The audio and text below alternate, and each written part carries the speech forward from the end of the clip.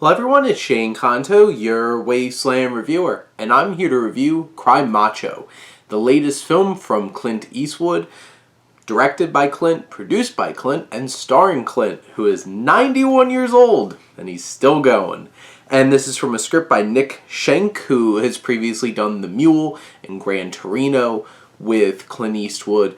And this film, on the surface, focuses on a one-time rodeo star who's roped in by his boss, Dwight Yoakam, to go get Yoakam's son, who's in Mexico, from his mother, who is apparently not a good parent, according to Dwight Yoakam's character.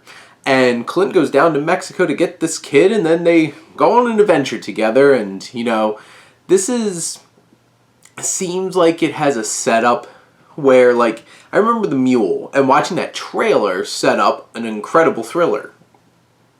Really wasn't what this movie was. The trailers didn't set that up here, but it definitely set up, an idea of, this could be a thrilling story. But it chooses not to be.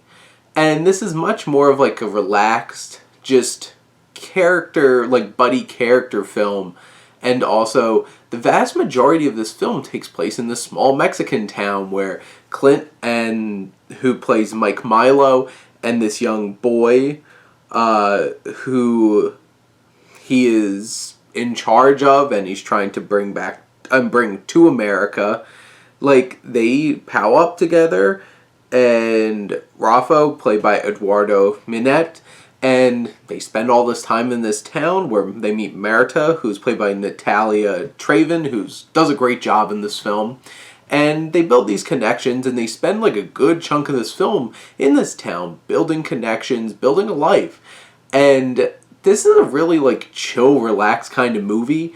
And whenever it comes to something where it's there's tension, there might be violence, it wraps it up really quickly and really conveniently, and to the point where it's there's barely any tension in this film, which is interesting because it's not really effective when it's trying to build up those more tense moments. It's just trying to set up a nice, easygoing watch with themes about masculinity and machismo and being macho, and Clint being this really former macho rodeo star who has been grizzled by life and realizes that's not really the way, and he's trying to get that across as this young man and trying to be a father figure to him. And it's a sweet film. It's a beautifully shot film.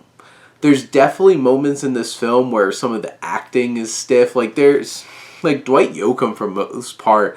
I don't think he's a great actor. He's popped up in quite a few films at this point, like Sling Blade, and I'm pretty and you have those performances, but Clint Eastwood's kind of the director where it's you really need to be a good actor to nail that one or two takes that you have. And a lot of Dwight Yoakam's dialogue is very expositional, and it's really stiff, and it's not a great performance.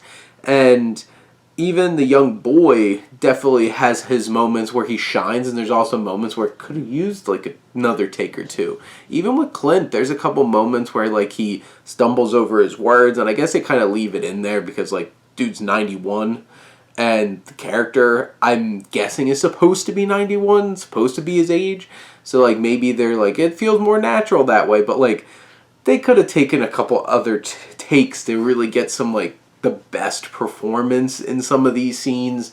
But the thing is, this film is really just about being this nice, easygoing, kind of meandering time, and where there's tension to be had, it's wrapped up real easy and very conveniently, and we just move on to something sweet and character driven, and in the end, you enjoyed your little ride with Clint. And I enjoyed this. I don't think this definitely isn't a return to form for him. I feel American Sniper was probably the last really strong film that he made, and Gran Torino.